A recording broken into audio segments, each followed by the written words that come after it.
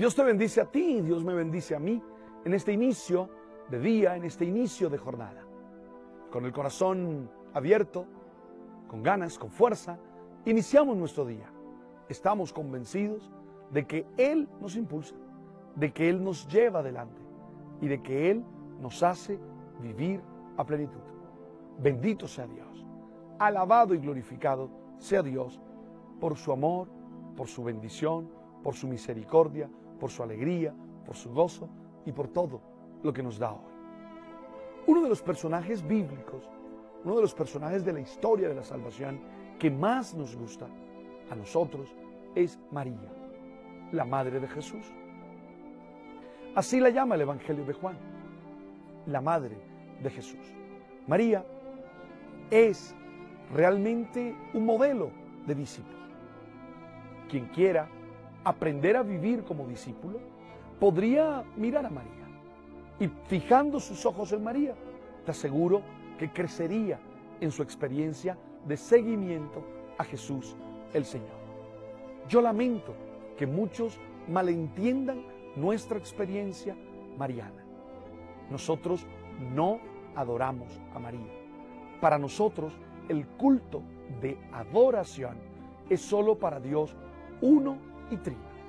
Pero sí la veneramos, sí la respetamos y sí queremos aprender de ella.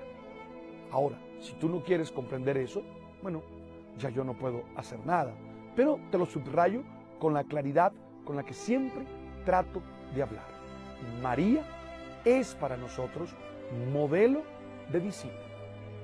Si queremos vivir un proceso de seguimiento a Jesús, tenemos que fijar nuestros ojos en ella, que lo aprendió. En el Evangelio de Lucas, o mejor en la obra lucana, contando con el Evangelio, el tercer Evangelio y también Hechos de los Apóstoles, María aparece pocas veces, pero aparece con un papel, con un rol muy claro y muy interesante. ¿Qué es lo que caracteriza a un discípulo? La escucha. ¿Qué es lo que caracteriza a uno que quiere ir tras de Jesús? A uno que se sienta a los pies de Jesús. La escucha. No hay verdadero discipulado si no hay escucha. No hay verdadero discipulado si yo no me despojo de tantos ruidos, de tantas actividades y a los pies del Maestro, con mis ojos puestos en su boca, escucho lo que el Maestro quiere decirme. María es la maestra de la escucha. Ella nos enseña a vivir en clave de discípulo porque nos enseña a escuchar. Es ella la que escucha al arcángel San Gabriel. Es ella la que en medio de su cotidianidad, en medio de sus labores de doncella, en medio de su trabajo, aún en medio de su oración de mujer israelita que pedía la llegada del Mesías, es capaz de escuchar lo que el ángel del Señor le dice. Es capaz de comprender la misión que el ángel del Señor le dice. Muchos de nosotros no hemos entendido nuestro rol en la vida, no hemos entendido cuál es la tarea que Dios nos tiene en la vida, porque no tenemos capacidad de escucha, porque los ruidos diarios no nos permiten silencio, porque las actividades en las que vivimos no nos permiten aquietar el corazón y en un momento determinado poder captar lo que el Dios de la vida, a través de sus múltiples voces en la creación, nos dice. María es la madre de la escucha. Ella está ahí, atenta.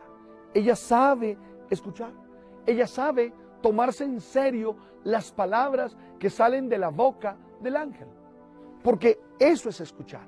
No solo es captar el sentido de lo que me están diciendo, no solo es que esas ondas golpeen mi oído, sino que además yo, con la apertura de mi corazón, me tome en serio esas palabras y de alguna manera viva mi vida desde esas palabras que me acaban de proclamar, desde esas palabras que me acaban de decir.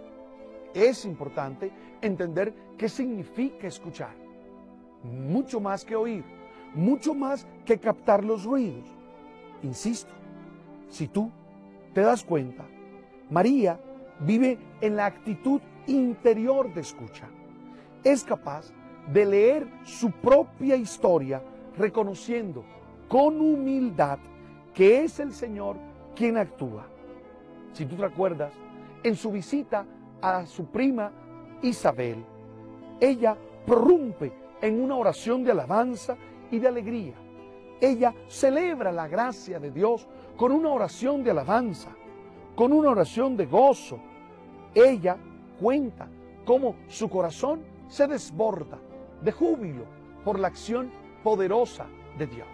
Esa es la actitud tercera de la escucha.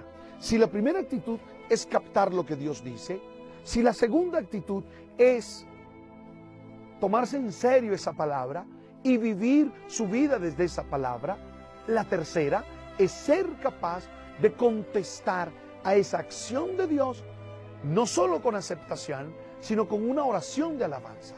No solo diciéndose, sí, Señor, que se haga en mí según tu palabra, sino, además de eso, alabándolo y bendiciéndolo, como hace ella en el canto del Magnífica, como hace ella en el canto del Magnífica. María alaba, María da gracias con el Magnífica. Ella no solo mira lo que Dios ha obrado en ella, sino también lo que ha realizado y sigue realizando en la historia diaria de los hombres. Es importante que aprendamos esa actitud del discípulo. Escucha, cree, alaba. ¿Y por qué alaba? Por lo que Dios ha hecho en ella y por lo que Dios hace en la historia. ¿Por qué alaba el discípulo? Alaba por lo que Dios ha hecho en ella y por lo que Dios hace todos los días y a toda hora en la vida diaria de los hombres. Bendito sea el Señor.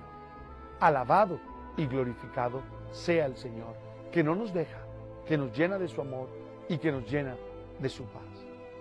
Hoy insisto y creo con San Ambrosio que en el Magnífica cada uno debe tener el alma de María para alabar al Señor.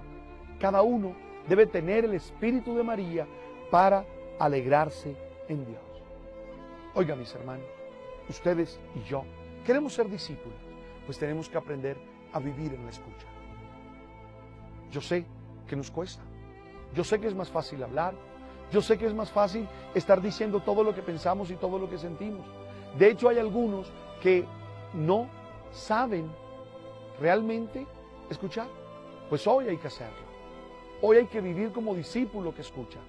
Hoy hay que vivir como discípulo que afina su oído para captar lo que Dios le quiere decir, pero que cree firmemente en eso que le están diciendo y además que alaba y bendice por eso que Dios está compartiendo. Porque Dios sigue haciendo maravillas en nuestra vida, porque Dios sigue obrando en nosotros. Hoy, a ti que estás desanimado, a ti que estás triste, a ti que te sientes solo, a ti que estás decepcionado, escandalizado por la vida, te invito a tener una actitud de escucha. Te invito a tener una actitud de escucha. No olvides el oracional, el man está vivo. No olvides nuestro oracional, el man está vivo, que es muy importante para nuestro proceso, sobre todo en estos días en que estamos iniciando el mes de febrero. También los quiero invitar a una gran experiencia espiritual, una peregrinación, un viaje, un ir. Y vamos a ir a Tierra Santa, desde el 20 de marzo hasta el 10 de abril. Vamos a ir a Egipto, a Turquía, a Israel, a Jordania. Juntos vamos a estar allá en la tierra del Señor. Semana Santa en Tierra Santa. Los teléfonos, el 310-632-0438 y el 321-521-44. Espero que me acompañen muchos de ustedes en esta experiencia. Tomemos la palabra que el Señor nos regala en este día, la palabra que el Señor nos da en este día. Tomemos primero el texto de Hebreos, capítulo 14, versículo 4 al 7 y del versículo 11 al versículo 15. Estamos en la parte parenética, en la parte exhortativa, en la parte pastoral del texto a los hebreos. Como siempre, guarda la estructura de los textos paulinos. Por un lado, la parte doctrinal, lo que quiere enseñarnos, la verdad de salvación, y luego al final unas recomendaciones pastorales o una parte parenética, exhortativa, de consejos si quieres. Tomemos entonces ese texto y mira lo que dice. Todavía no han llegado a la sangre en su pelea contra el pecado. Han olvidado la exhortación paternal que les dijeron: hijo mío, no rechaces la corrección del Señor, no te enfades por su reprensión, porque el Señor reprende a los que ama y castiga a sus hijos preferidos. Acepten la corrección, porque Dios los trata como a hijos. Pues ¿qué padre no corrige a sus hijos? Ninguna corrección nos gusta cuando la recibimos, sino que al contrario, nos duele. Pero después de pasar por ella, nos da como fruto una vida honrada y en paz. Por eso, fortalezcan las manos, esas manos débiles, robustezcan las rodillas, esas vacilantes, y caminen por una senda llana,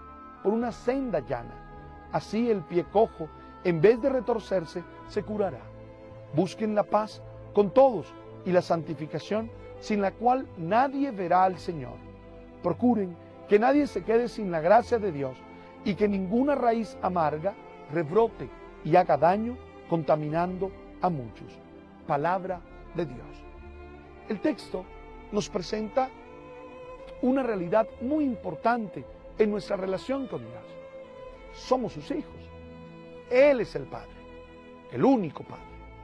Y nosotros sabemos que los padres corrigen a sus hijos. Que los padres corrigen a sus hijos. Yo creo que el texto hay que saberlo leer. Porque si no leemos bien el texto, podríamos terminar pensando que Papá Dios es un papá maltratador. A mí cuando me hablan de castigo, normalmente me hablan de maltrato. Y yo particularmente no estoy de acuerdo con ninguna clase de maltrato, con ninguna clase de castigo. No me gusta el castigo. Entiendo que algunas veces tiene que haber sanción. Entiendo que algunas veces tiene que cargar con su responsabilidad. Entiendo que algunas veces tiene que haber consecuencias. Lo entiendo.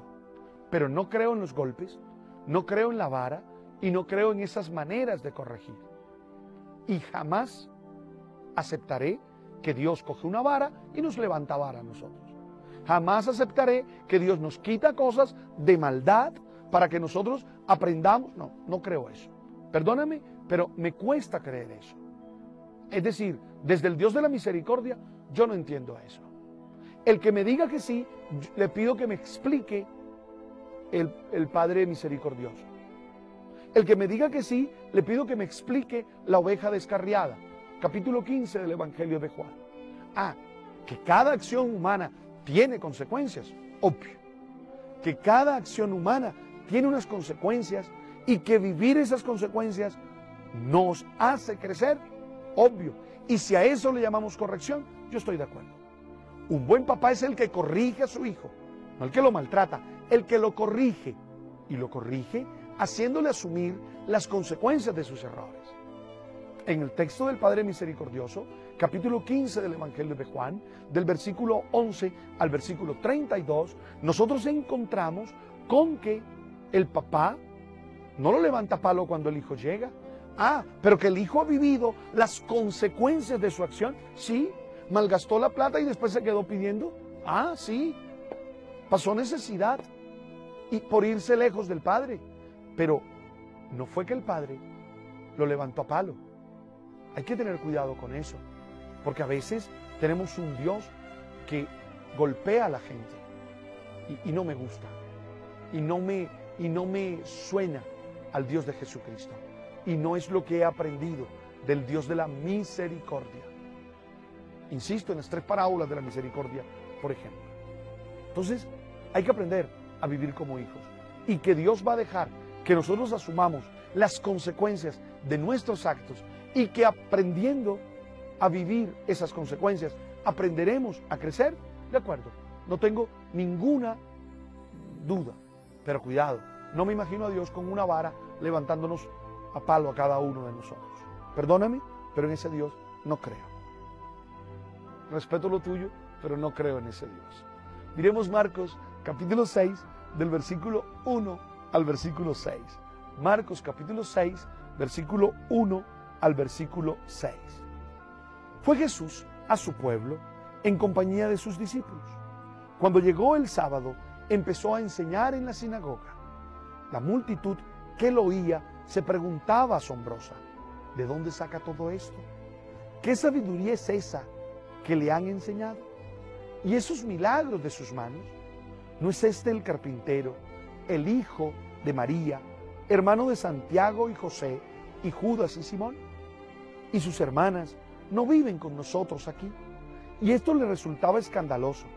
Jesús les decía, no desprecian a un profeta más que en su tierra, entre sus parientes y en su casa.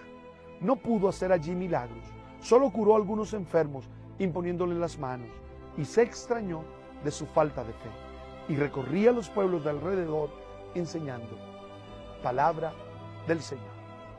Mira tú, Jesús regresa a su pueblo, a Nazaret, ¿verdad? Él tiene ahora su centro de operaciones en Cafarnaúm, pero va a Nazaret, donde seguramente se crió, y va a la sinagoga, por dos razones, porque es un buen judío y porque sabe que en la sinagoga está la gente. Y él va a buscar a la gente. Él no espera que la gente venga donde él, sino que sale a buscarla al lugar donde la gente está. Su enseñanza tiene un impacto entre los que están allí. Uno, ellos no comprenden qué es todo eso. ¿De dónde viene todo eso? Ustedes saben que de alguna manera el origen del Mesías era misterioso. Pues aquí el autor de Marcos subraya eso. Ellos dicen, pero este no es el hijo de María, no es este el hijo, no es este el carpintero. Este es el texto que llama a Jesús hijo de María y que lo llama carpintero. ¿No es este? ¿De dónde le viene todo eso? Hay de alguna manera, hay todo un misterio allí para ellos. Pero eso, en vez de volverse una invitación a abrir el corazón, se hace una terquedad. Se vuelve obstinación. Ellos, como conocen a Jesús, no le ponen atención a sus palabras. Como creen conocer a Jesús, no le ponen atención a lo que sale de la boca de Jesús. Muchas veces pasa así. Como conocemos a las personas, como sabemos, es que yo lo conocí desde chiquito. ¿Qué me va a venir a predicar esto a mí? Recuerdo un padre que alguna vez me fui a predicar y era un padre mayor que me había conocido desde que yo hice la primera comunión ahí, y me decía, ¿y este qué me va a decir? ¿Y este qué me va a predicar? Si yo lo conozco desde, oye, y me imagino que así pasa en casa cuando el esposo decide no tomar más alcohol y ella dice, para creerte, ¿cuántas veces has dicho eso? O cuando, decir, siempre, de alguna manera, el conocimiento primero que tenemos de las personas se vuelve un prejuicio para creerle, se vuelve un prejuicio para entrar en relación con ellos y para captar todo lo que ellos tienen para nosotros. Hoy, este es el prejuicio que no permite que Jesús pueda actuar en la vida de ellos. Y dice el texto que Jesús se extrañó de su falta de fe. Te pregunto, ¿tú admiras a Jesús? ¿Te fascinas por Jesús? ¿Abres el corazón a Jesús? ¿Amas a Jesús? ¿O tal vez estás distanciado, extrañado de Él? Vale la pena que te lo preguntes. Vale la pena que lo revises. Vale la pena que tú te preguntes cómo seguir adelante. ¿Lo estás amando? ¿Le estás creyendo? ¿O tienes unos prejuicios que no te dejan acercarte a Él? Señor, quita de nuestra mente, quita de nuestro corazón todos esos prejuicios y permítenos conocerte y permítenos amarte y permítenos estar contigo. Tarea: liberarnos de los prejuicios que no nos permiten vivir la realidad. Liberarnos de los prejuicios que no nos permiten vivir la realidad. Amén, amén y amén.